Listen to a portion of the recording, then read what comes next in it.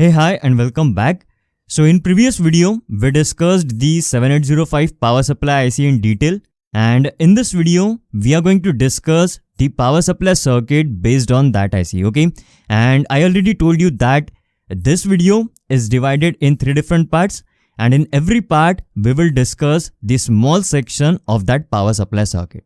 So in 3 different parts of this video, you will learn lot of valuable things which will help you in your professional life, okay? So listen to this video series carefully. Alright, so that being said, now let's start with this video. So now let me tell you what you are going to learn in this video. So the first point is introduction to power supply circuit. So I will give you a brief introduction to the power supply circuit, and we will see what are the different components which are connected around the power supply IC, which is 7805, okay? So in this video, I'm just going to give you a brief introduction to different components which are present around the 7805 IC, okay? Then the next point is understand PSU circuit diode. So as there are different components connected around the 7805 IC, so this is basically the component which is diode, about which I am going to talk in this particular video, okay? And also I told you that we are going to discuss the power supply circuit in 3 different parts. So in every part, I am going to discuss a section of the power supply circuit. So in this video, we will discuss the diode section, okay? So that's how basically we are going to cover this video. Now let's start with this video. So this is basically the power supply circuit that we are going to use in our design, okay? So you can see this power supply circuitry is actually very simple. There are very few components connected around this IC, which is 7805. So this is not 7806, this is 7805 IC. And on the input side of this IC, you can see there are 2 capacitors, 100 microfarad and 0.1 microfarad. Again, on the output side of this IC, there are 2 capacitors. Then there is one diode which is connected on the input side, and this is basically the DC female jack. So these are the basically components of this power supply circuitry, which is mainly based on this particular IC, which is 7805, okay? And this is basically the power LED section. So once we power our circuitry from here, from this DC female jack, this particular LED will get switched on. And from this LED, we will get to know whether the circuitry is powered or not, okay? So every single thing we are going to discuss in the video series, which is divided in 3 different parts. And in this video, as I told you, I'm going to discuss this particular diode. So let's understand the purpose of this particular diode in this power supply circuit. So I'm going to explain this diode with the help of these 3 points. So the first point is reverse polarity protection. So this diode is actually called as reverse polarity protection diode, and why it is called as reverse polarity protection diode, I will discuss that. Then the second point is type of diode. So this diode is basically a special diode, you can see from its symbol. So this is not a general purpose diode, and why I have used this particular diode here, that we will discuss, okay? Then the next point is diode parameters. So you can see here, I have given some parameters related to this particular diode, 1 ampere / 40 volt. So what are these parameters and how exactly these value came? So we will discuss that too. Now, in order to understand this particular point, which is reverse polarity protection, what we will do, first of all, let's remove this diode from this circuitry and let's try to understand the working without this particular diode. So as I told you, we are going to power our circuitry from the external power supply. We can use a DC power jack, we can use a external adapter, or we can use a lab bench power supply to power our circuitry, okay? So DC male jack will be inserted in this DC female jack, and at this point we are going to get plus 12 volt, okay? So this point will be connected to plus 12 volt, and this point or this line will be connected to the ground, okay? So when we have the plus 12 volt at this point, and when this terminal is connected to the ground, because of that, this particular IC is going to get plus 12 volt with respect to ground, as this particular pin is connected to the ground. And as a result, this particular IC is going to generate plus 5 volt on the output side, okay? So when we have plus 12 volt on this particular line, and this line is connected to the ground. In this situation, this particular IC is going to work as per its datasheet, and it's going to generate plus 5 volt on the output side without any problem. Okay. Now let's consider the scenario when the polarity on the input side is reversed. Okay. Basically here we are using a DC female jack. So there are very less chances that the polarity will be reversed. But let's consider that the polarity is reversed. By reverse polarity, I mean the wires are actually exchanged.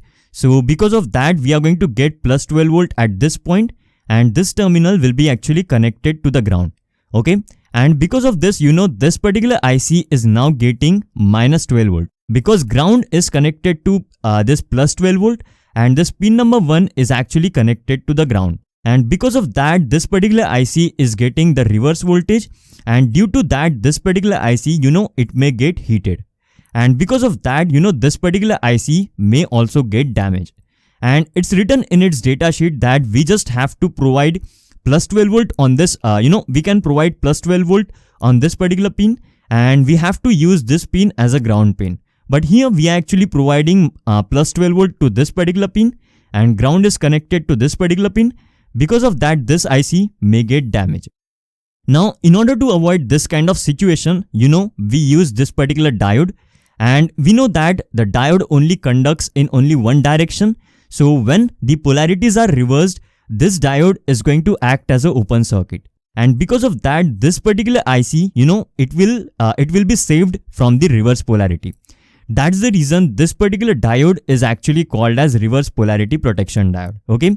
So when we have plus 12 volt here and ground is connected here, this is going to be the equivalent circuit. So I'm going to represent the plus 12 volt by this particular battery.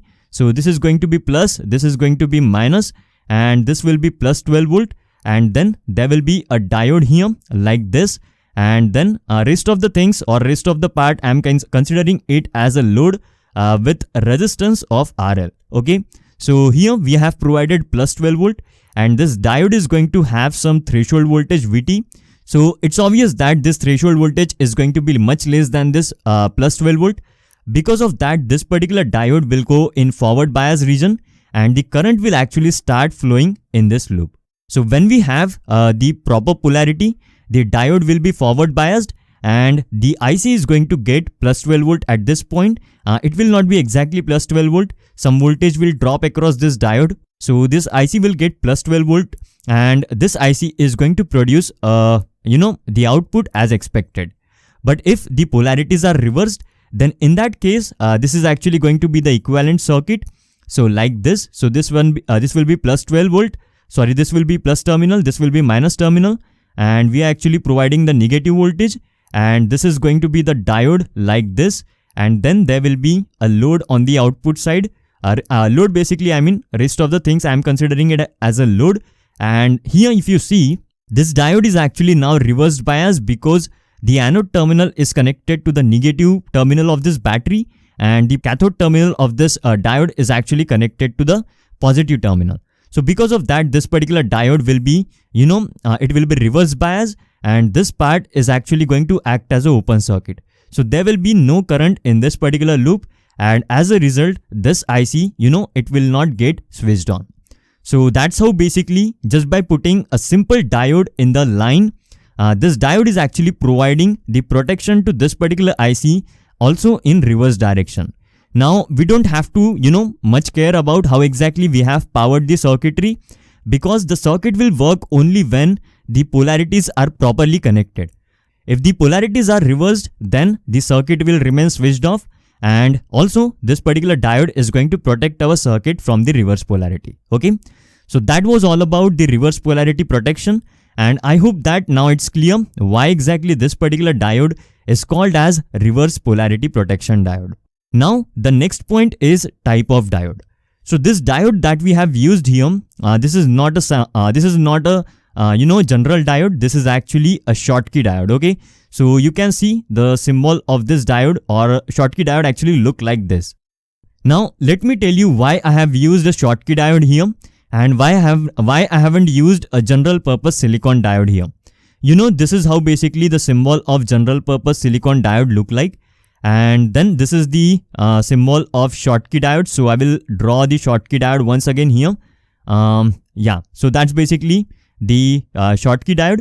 Now, in case of general purpose diode, it's going to have some threshold voltage, and that threshold voltage, it's going to be generally 0.7 volt, 1 volt, or 1.2 volt. So depending on the diode that you are using, this threshold voltage is going to vary. Okay. Also, based on the current rating of the diode, as the current rating of the diode will increase, the threshold voltage of the diode will actually increase. And the same thing is actually true in case of Schottky diode also. But generally, for the same current rating, the Schottky diode is going to have the less threshold voltage. For example, let's say that for a 1 amperes of current, this diode, general purpose silicon diode, is going to have a 0.7 volt. Then the Schottky diode is going to have, a less threshold voltage of, let's say, 0.35 volt, okay, or around that. So 0.35 volt, 0.4 volt, or 0.5 volt. So likewise, this Schottky diode is going to have a lower threshold voltage. And this is basically the reason why I have used this Schottky diode. When this particular IC will start draining current from this diode, there will be huge power loss across this diode, which we can give by using this particular formula, which is power is equal to VI. Now you can see power is directly proportional to the voltage. So whatever voltage that will drop across the diode, that voltage will actually decide how much power loss will be there across that particular diode. So if we consider the general purpose silicon diode, then in that case, the threshold voltage is higher. Because of that, the power dissipation across the general purpose silicon diode is going to be higher. Okay. So if this particular IC is draining 1 amperes of current through this particular diode, let's consider the situation of 1 ampere.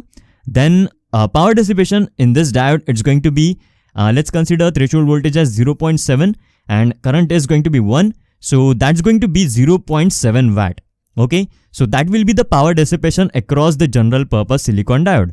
However, if we consider the Schottky diode, then in that case, if we consider this particular threshold voltage, then the power dissipation is just going to be 0.35 watt. Okay, so that is actually almost half of this particular value. That's the reason I have used this Schottky diode here instead of using a general purpose silicon diode. Okay. So always remember, whenever you have to, reduce the power consumption, you can actually use a Schottky diode as a reverse polarity protection. So that was all about the type of diode that we have selected. Then the next point is diode parameters. So you can see here, this is basically the parameters of this particular diode. 1 ampere is basically the maximum current that this particular diode can pass through it without damaging it. Okay.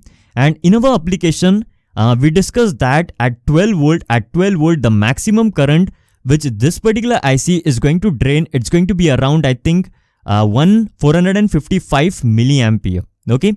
So you just have to make sure that whatever diode that you will use here, it should have the current rating greater than this particular value. So 451 milliampere. So a diode with a current rating of 1 ampere is basically a good choice.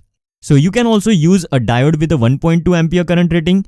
You can also use a diode with 2 ampere, 1.5 ampere current rating. That's completely fine. You can also use a diode with a current rating of 900 milliampere, 800 milliampere. It's completely fine. But don't use a diode with a current rating of 500 milliampere. Likewise, make sure that the current that will be sustained by the diode, it should be actually greater than, or it should be much greater than this particular value. Okay, like in our case, it's 1 ampere. So that's basically the first parameter, the current of the diode. Then the next parameter is reverse voltage.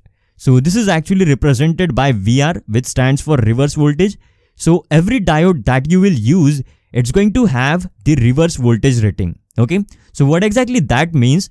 It actually means that the maximum voltage which diode can sustain when the diode is reverse biased. Or for example, if we provided the diode with the reverse polarity, like in our case, plus 12 volt at this point and ground at this point, because of that, the diode is actually going to face plus 12 volt at this point and ground is connected here at this point. So diode is actually going to face minus 12 volt across it. Okay.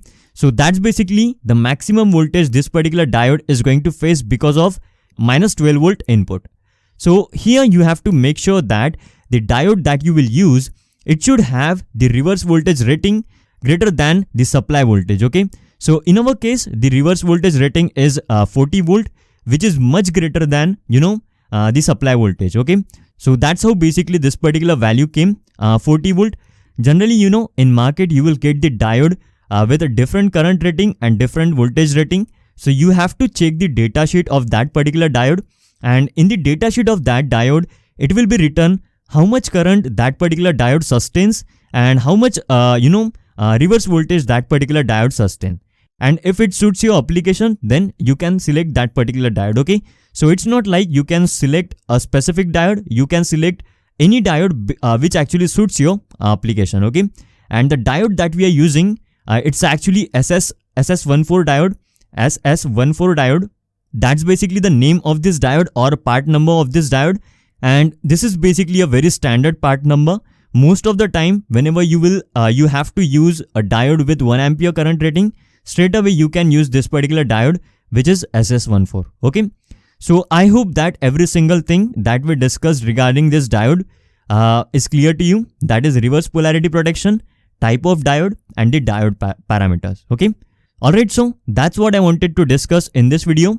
Now in next video, we will discuss these input capacitors which are connected on the input side of this IC, and also we will discuss the capacitors which are connected on the output side of this IC. Okay, so we will see all these things in the next video. Okay, alright, so that's what I wanted to tell in this video. Now I will see you in the next video, which is about understanding circuit of power supply part 2.